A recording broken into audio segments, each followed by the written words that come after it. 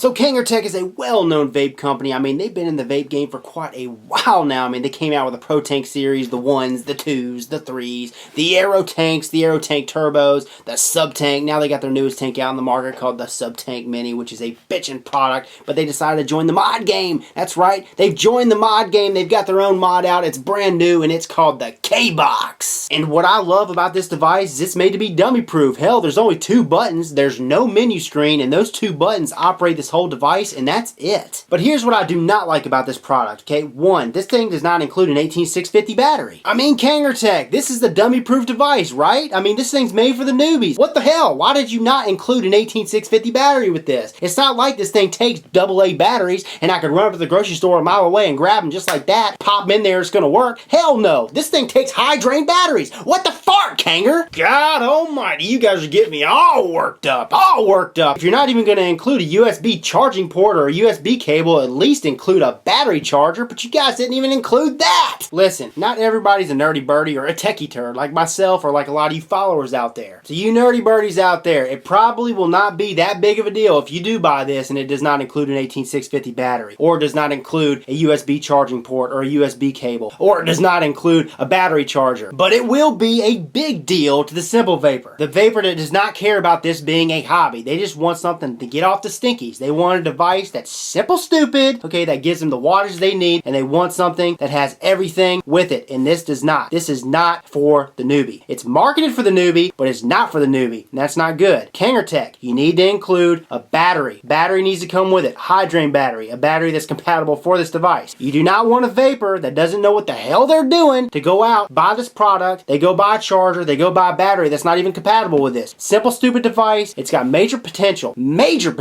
being so simple. It's not for the hobbyists. Hobbyists have batteries. Hobbyists have chargers. I have everything under the sun. But most people are not like me. So Kanger, change it up. Include everything into a kit. So right now I'm rocking the Heracles on this KBOX vapor at 35 watts.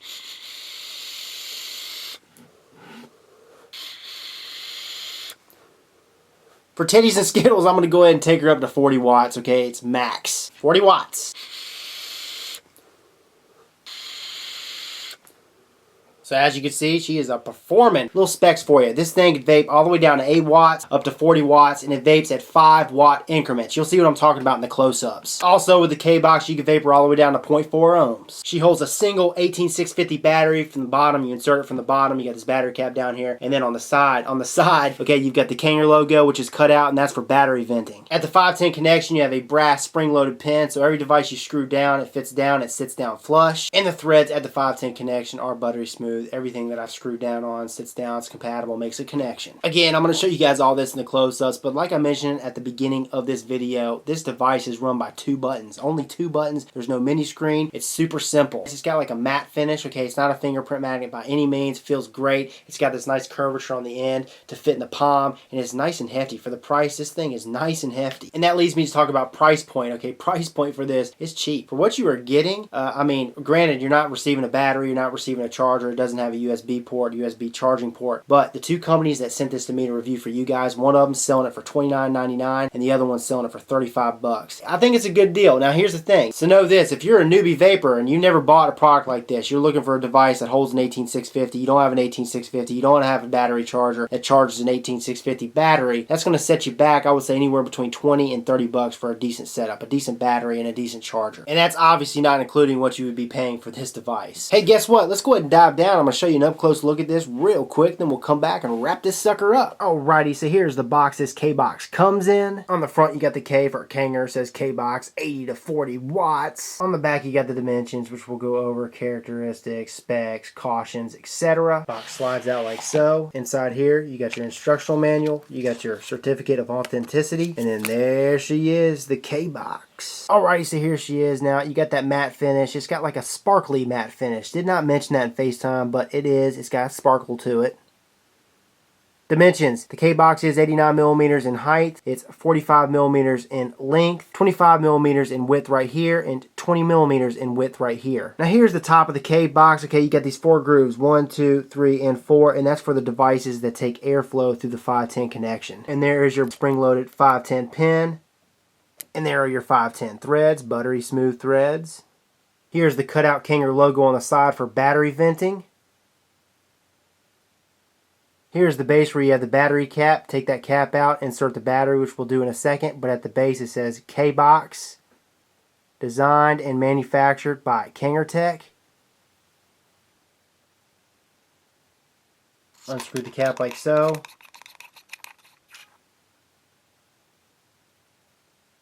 And the battery I'm going to be using today is this LG 35 amp battery. Remember guys, you got to use the safest batteries. Even though this is a regulated device, you want to use a battery that's compatible for the device. Insert it positive end first. Cap.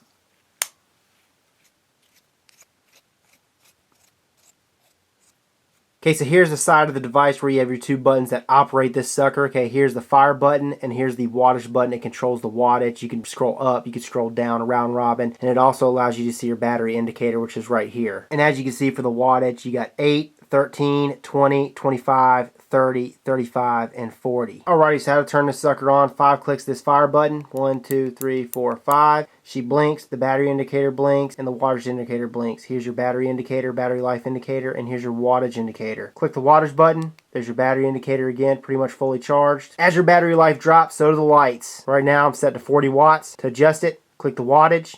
40, 8, 13, 20, 25, 30, 35, 40, and then it round robins. And that's how you do it. Nice clicky buttons too. Okay, so the device is on as we can see. Now if you want to turn it off, we already know how to turn it on. 5 clicks to turn it on. It's 5 clicks to turn it off. 1, 2, 3, 4, 5. It'll blink. That means it's shutting down. Like I said, simple, stupid. These are the only 2 buttons that operate this device. So here's what the Subtank Mini looks like on this KBOX. And she is a 22mm device.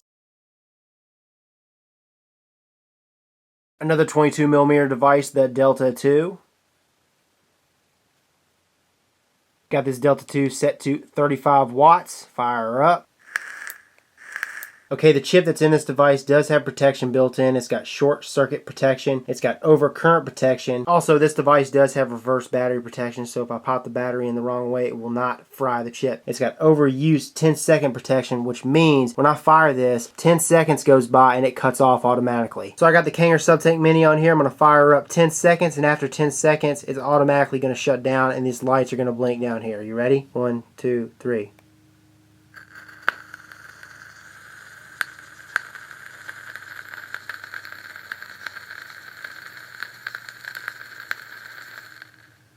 There we go. Oh, and if I did not mention this KBOX shell is made of aluminum. So let's go over a few more pros. Now, I did mention some pros in FaceTime, but I want to hit up some more, okay? 1, this thing is made of good quality. I mean, she's solid. For what you are getting for the price point, she is solid. Solid. Look how thick that aluminum is. You can see it in the cut. Another pro is, okay, right now I've got her set 35 watts. I could take the battery out and she's going to remember my settings. So if your battery dies out on you or you go to switch out a battery, okay, it's not going to erase your settings. For example, vapor at 35 watts.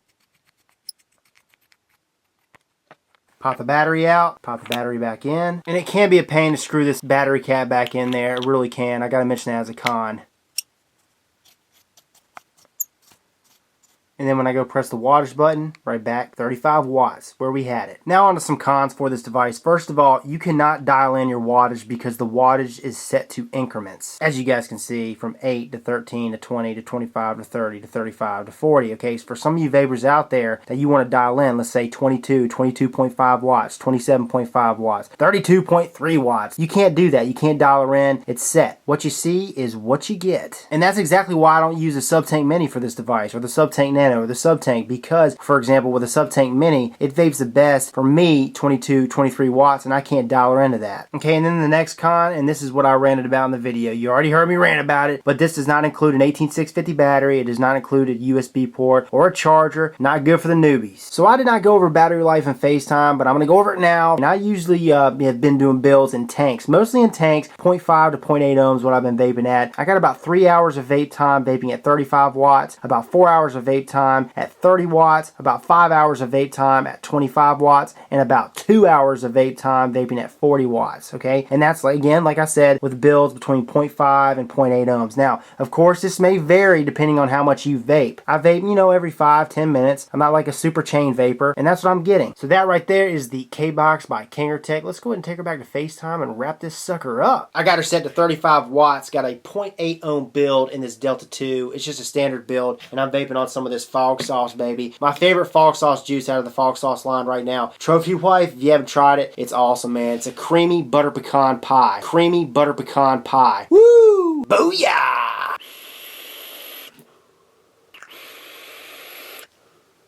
And I tell you what, ever since I got rid of that vapor flask, I've been vaping on the Vapor Shark DNA 40, and I've been using this. I mean, it feels comfortable. That's saying something, man. And for the price, like I said, I've got everything. I got the battery and the battery charger, and for those of you guys out there that have all that, it's great. But for the newbie, not so great. But still, I do love this device, this KBOX. It's a great piece. But the two companies that sent this bad boy to me to review for you guys, one of them is Epic Vape, epicvape.com. Okay, I'll have a link in the description. And the other one is Vapor DNA, vapordna.com. Also a link in the description. Now, Vapor DNA, they're selling theirs for $29.99, and Epic Vape is selling theirs for $34.99. Now it's time for the big answer, the big question, the big question, the big answer of the day. If I had lost this thing today, would I go out tomorrow and buy one? And the answer is, knowing that I do have batteries, I do have a charger, I definitely would. I definitely would. But for the newbie out there, just know this. You got to buy an extra battery, you got to buy an extra charger, and you know what? Just for you newbies, I'm going to leave in the description a good charger and some good batteries to buy for this device if you're interested in it, okay?